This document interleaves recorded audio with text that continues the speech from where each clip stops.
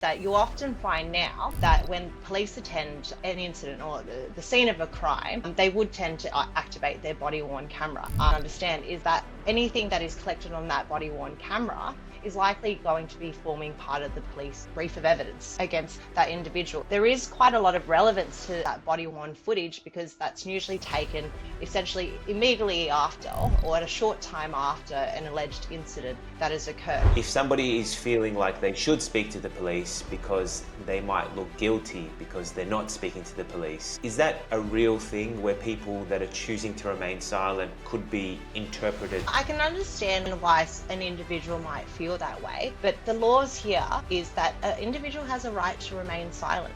And there is no adverse finding that you can make against someone if they choose to exercise their right to silence.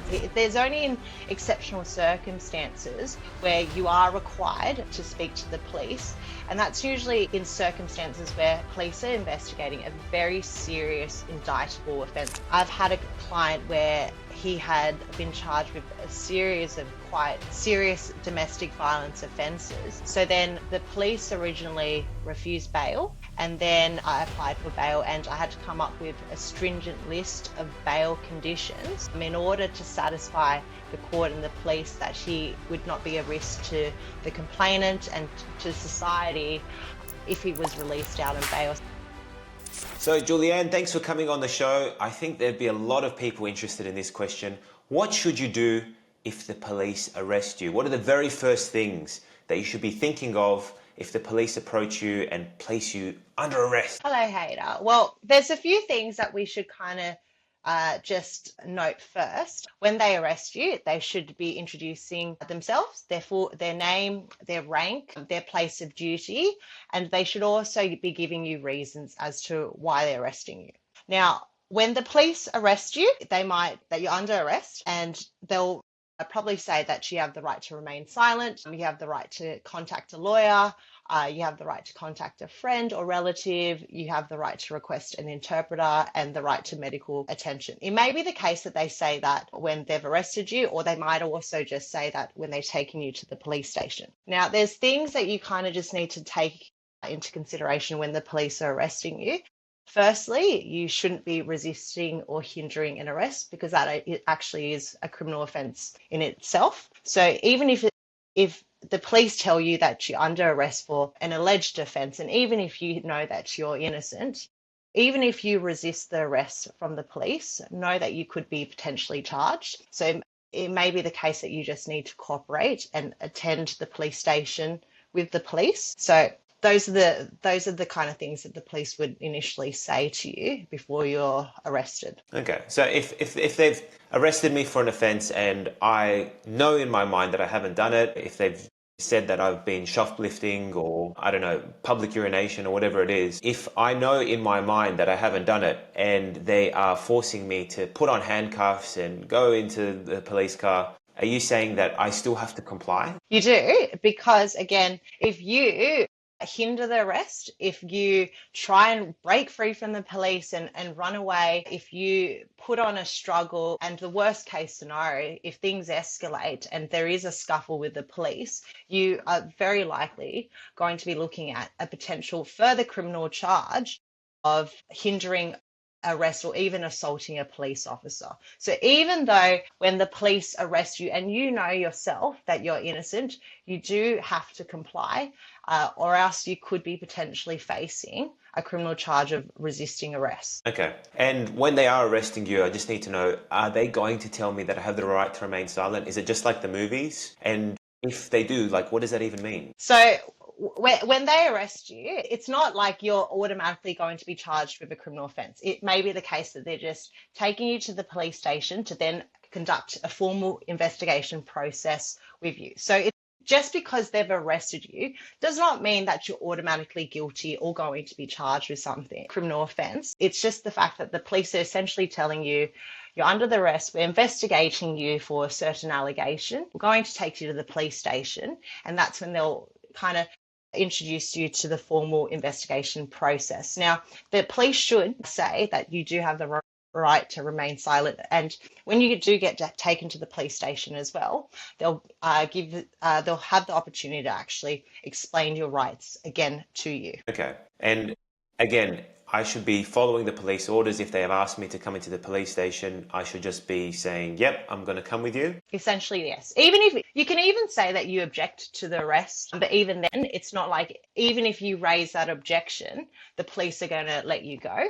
They still have to kind of follow through their formal process. So essentially, yes, you do have to kind of cooperate because regardless of anything you say or do, even if you object, the police still have the right to take you. Okay. Now, let's talk about the, I guess, confessions that you can make and the statements that you can make when you're with a police officer. It might be, I guess, on the scene whilst you're getting arrested. Maybe before that, it might be at the police station. Anything around that nature. Does it matter where you're making these statements, or is it all kind of considered the same? So, at the scene of the crime, are there any common mistakes that people make when they're speaking on the camera? If the police are wearing like a body camera or anything like that, what are the type of mistakes that people are making? You to raise, Hader, is that you often find now that when police attend an incident or the scene of a crime, they would tend to activate their body worn camera. Know and understand is that anything that is collected on that body worn camera is likely going to be forming part of the police brief of evidence against that individual. There is quite a lot of relevance to that body worn footage because that's usually taken essentially immediately after or at a short time after an alleged incident that has occurred. So then when you are speaking to the police and the conversations and or witness statements that are collected, usually at the scene of the crime, they hold quite a lot of value just because of the contemporaneous nature of that evidence. The fact that it's collected, shortly after the event, it seems like that evidence would be deemed more credible because you're not subjected to, memory recall issues or the fact that you may not have been influenced from someone. So it's important to note that it's very likely that the police will activate their body worn camera and that will form part of their evidence. And a lot of people don't realize that these aren't off the record conversations that you have with police when they attend and they activate their body worn camera. The police will usually, when they attend, that their body worn camera is activated and it is recording, and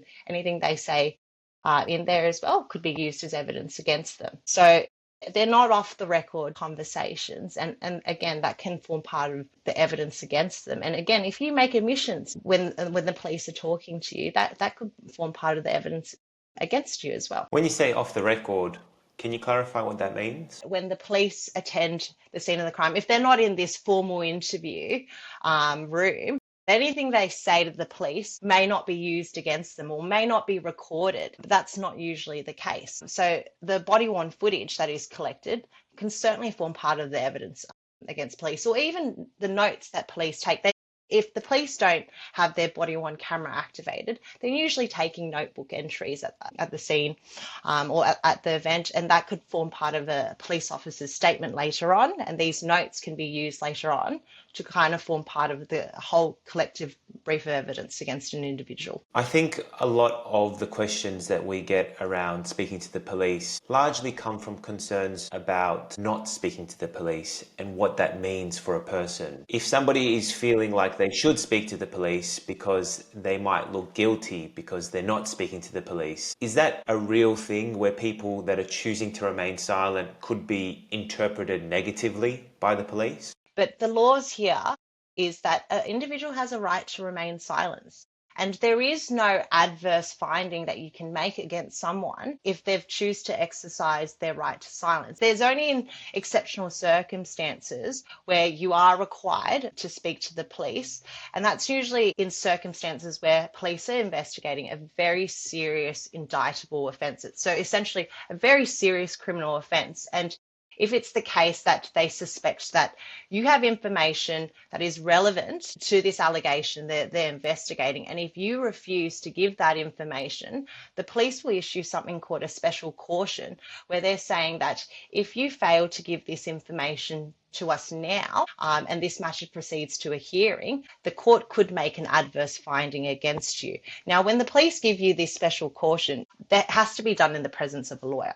So these are in quite extreme circumstances, but generally there is no issue with any individual exercising their right to silence. If you apply that in a court hearing as well, a magistrate or judge would understand that no adverse finding can be made by an individual refusing to participate in a police interview or even refusing to give evidence. Yeah, I think a lot of times people get concerned and say, look, I've got nothing to hide. I need to speak to the police. I haven't done anything wrong. If I speak to the police, then they'll assist me and I'll be able to get out of this scot-free.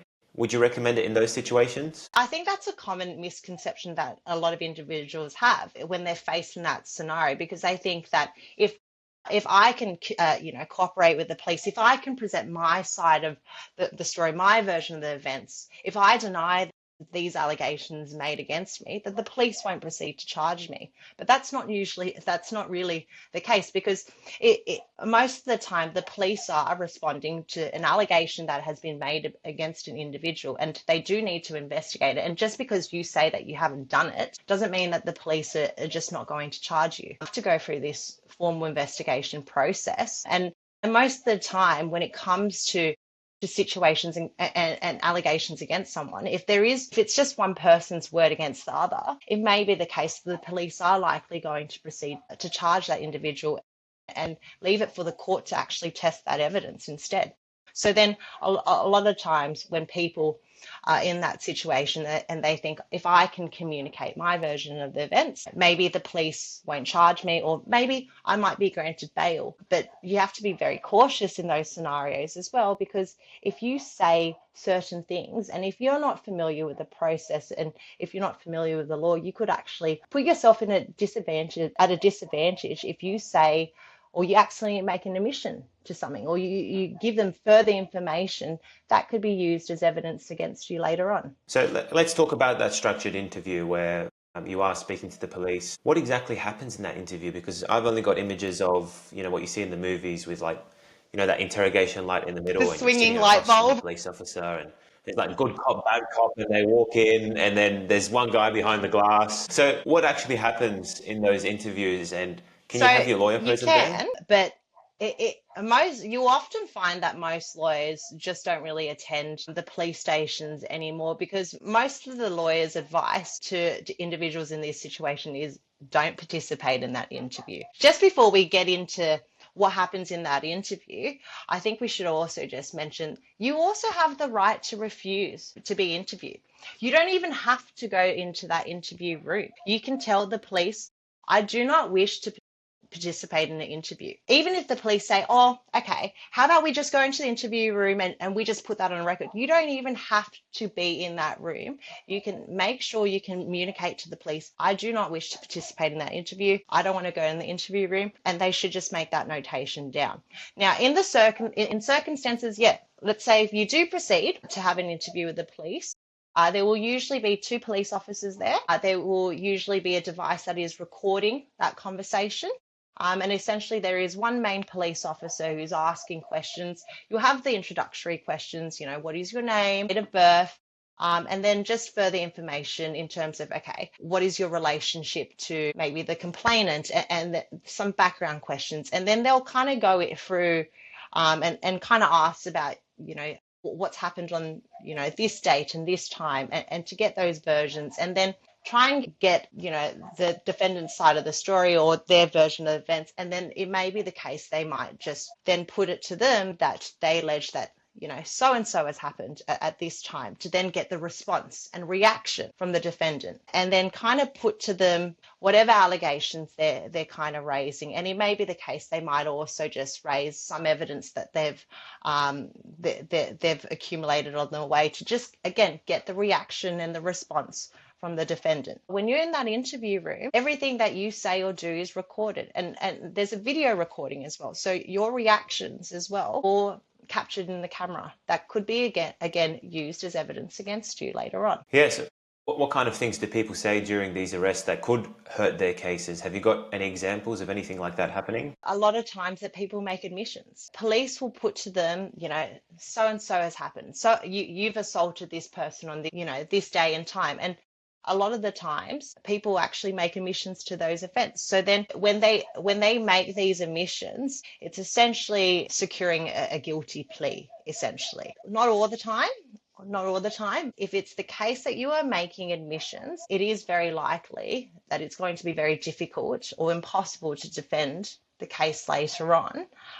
Just again, because of the contemporaneous nature of that evidence that you give and the admission that you make. Have you got an example of a case where somebody just, completely blurted out the wrong things in the middle of the interview and it severely damaged their case? You often find in a lot of assault cases that, again, if these defendants accept to participate in the interview, it may be the case that I've had a lot of cases where, yes, the individuals that choose to participate in the interview, they have made admissions to the case. So, and then essentially we've had to enter a plea of guilty and proceed to sentence in relation to those matters, because there was no possibility of defending the charge, especially given the admissions that were made during these interviews. So if somebody has been arrested and is in a state of shock because, it's like the first time this has happened to them, they don't know what's going on, it can be quite overwhelming. How would you give that person advice? What should they be doing to prepare for that moment? One thing to know is that when you're at the police station, you have the right to contact a lawyer. So you should exercise that right.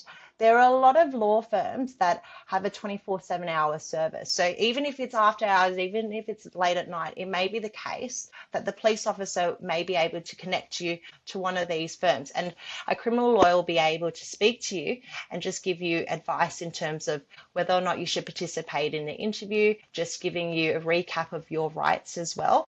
I think it would be important to speak to a lawyer as well. So then by all means, see if you can contact your family and friends to just let them know where you are, and also to maybe make arrangements for a lawyer to be on standby for a bail application as well. Can you just run us through the bail application process and what happens if you're denied bail at the police station? So when you are taken by police, when you're under arrest and you're taken by police to the police station, they can usually hold you up at the police station for up to 6 hours. Now, by that time is up, the police will decide whether or not they are going to charge you with a criminal offence. Now, following that decision, whether they charge you, and in circumstances, if the police charge you with a criminal offence, they then need to make an assessment whether or not you're going to be released out or whether you are going to be released on bail. So in terms of the bail conditions that the police may put you on, it just depends on a few factors. They might look at your criminal history, your bail history, and they also will take into considerations the actual seriousness of the offence that they're charging you, and just the nature of the offence. Just to give you some examples of some bail conditions that the police could apply, get you to report to your local police station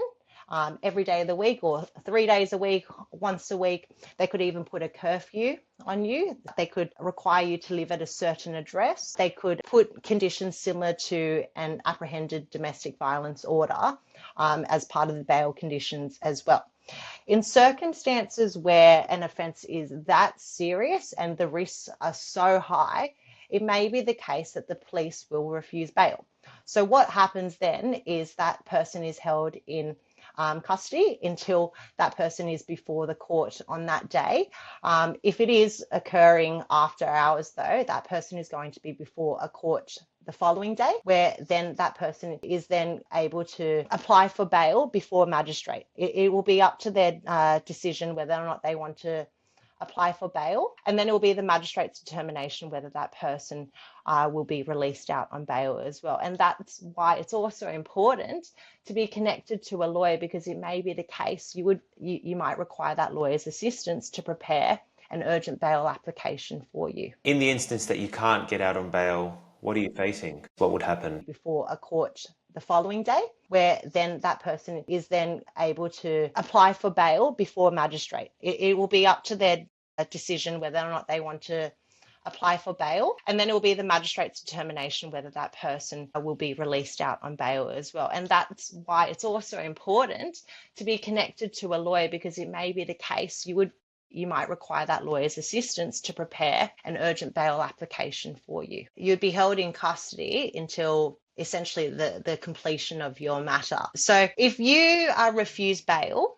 by police, and then if you don't apply for bail before the magistrate the next day, or if it's the case the magistrate refuses bail, it may still be the case though that even if you're found guilty, you could still be released on an alternate penalty that the court could offer. How important is it to get that early legal advice, particularly when you've got something important like a bail application potentially within 24 hours of when you've gotten charged? What's the difference that it can make to the outcome of a case and to your whole, I guess, general livelihood if you do get charged by the police? And in terms of the court proceedings as well, you don't know how long this court process may be. And it also depends on the court's capacity as well in terms of their timetabling of how quickly they can secure a hearing. And if you're facing quite serious charges, then you have to go through the formal court process, which can take quite a while as well. Well, I think it is important because you do not want to put yourself in a position where it may be you may complicate the potential of defending your case. And especially in circumstances where you are making admissions, and if it's a very serious offence that you're making admissions to, then it is likely that you're going to stumble with huge complications of your lawyer being able to defend your case. Because those things that you say to the police, especially in that interview, is evidence that can be used against you. And that's something that can also, actually, it's also important as well, that information can also form part of the evidence as to why you should be refused bail as well. One of the considerations in assessing whether someone should be released on bail is how strong the prosecution case is. And if it's the case that you have made admissions to a serious criminal offence, and when the maximum penalty of that criminal offence is a lengthy imprisonment time, then a magistrate or judge may form the view that, well, it is a strong prosecution case. And if the prosecution produce some of the comments that you've made in that interview to rely on the fact that they have this strong prosecution case and that the likelihood of an imprisonment sentence is high in that scenario, it may be the case that could also be used as a reason why you should remain in custody as well. There's a few cases, but just to give you an example, I've had a client where he had been charged with a series of quite serious domestic violence offences.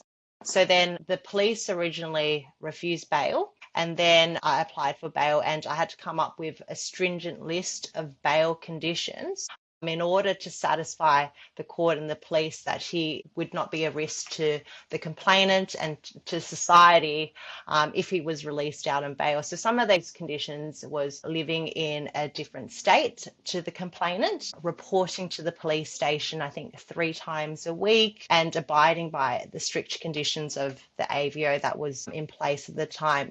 Following the release of this defendant on bail, he unfortunately committed several other offences where he contravened the AVO by inadvertently contacting the complainant. And he was charged again, he was refused bail, and then I had to make a further bail application where it was granted. Mainly he didn't have a proper understanding of the AVO and the bail conditions at the time. He wasn't born here, and there was cultural differences. So in terms of the no contact condition, where he wasn't directly contacting the complainant through a phone call, but transferring money with a short message, he did not realise that actually still formed a breach under the AVO provisions. So that explanation was made, and again, stringent bail conditions were suggested to the magistrate, and the magistrate was able to still grant him bail. So that just gives you an example. A difficult bail application, but that was still successful. It was because we were able to provide stringent bail conditions that were able to kind of alleviate all the risks associated with this defendant. Julianne Lim, thank you very much for your time, and keep up the good work. Thank you, Hader.